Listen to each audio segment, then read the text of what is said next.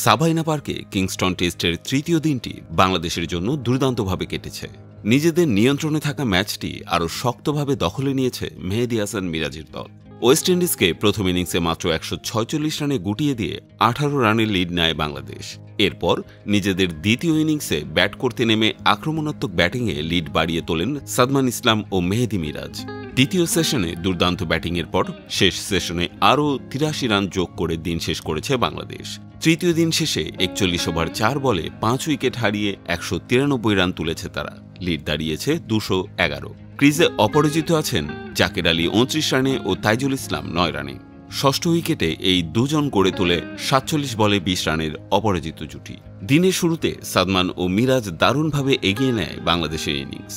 তৃতীয় উইকেটে 74 বলে 70 রানের পার্টনারশিপ গড়ে ম্যাচ নিয়ন্ত্রণে আনে এই জুটি। সাদমান 82 বলে 46 রান করে সামার জোসেফের শিকার হন। ঠিক পরেই মিরাজ ফিরে যান 39 বলে 42 রানের ঝোড়ো ইনিংস খেলে। মধ্য সেশনে 5-এ নেমে লিটন দাস ও জাকের আলী গুরুত্বপূর্ণ ভূমিকা পালন করেন। তাদের 52 বলে 41 রানের জুটিটি দলকে বিপর্যয় থেকে উদ্ধার করে। লিটন 34 বলে 25 করে বোল্ড হন জাস্টিন গ্রিভসের দুর্দান্ত এক ডেলিভারিতে।